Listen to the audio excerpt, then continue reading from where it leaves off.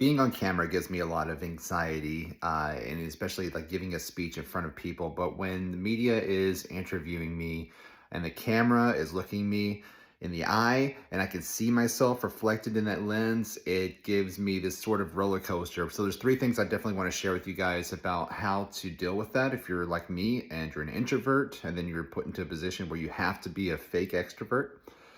Number one is there's going to be a ride of emotions for you, right? So for me, I know that I usually go through panic, doubt, and then I come back up to surety, and then I get overconfident, but then I level out at Zen by the end of the message. And you need to learn that ride for yourself. What is that emotional, carousel? Because it's on a track, right? So it's going to keep going the same way.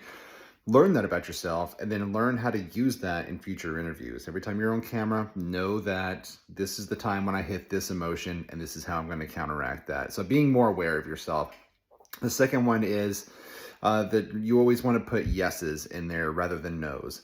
Don't say what you're not, right? So people want to have a message of what you are. What are you? What are you? I am this. We have this. There's going to be this. This is where it's at.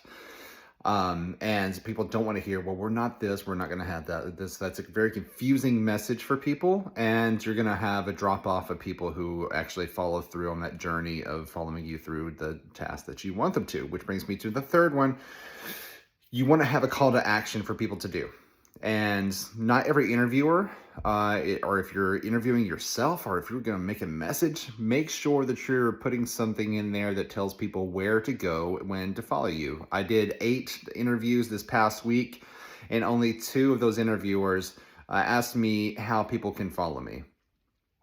And I asked even one of the morning show hosts on one of the local TV stations, shouldn't I mention my website somewhere? And he said, if they're interested in what you say, they're going to Google you. And I don't trust that. I've been in marketing for way too long to know that people want the shortest path possible, right? And so if you're making that one more step that they have to take, that they have to Google your name and hope that the SEO search that comes up, they can find the results and they can click on the right thing and get the right tickets to the right event, or click on your show and watch your, whatever social media it is that you're trying to promote. Whatever it is that you're trying to promote, make sure that you give a simple path for people to follow, whether that's you show a QR code on the screen. If you don't have that much control, if you're just using your words and the only thing you have is your speech, then put it in there somewhere. Tell them where your website is. I say arkansaspodcasters.org is where you can find us and keep up with all of the amazing events. And here's what you're going to find. Make sure that you plant that in there somewhere. People want that, and so have a great day.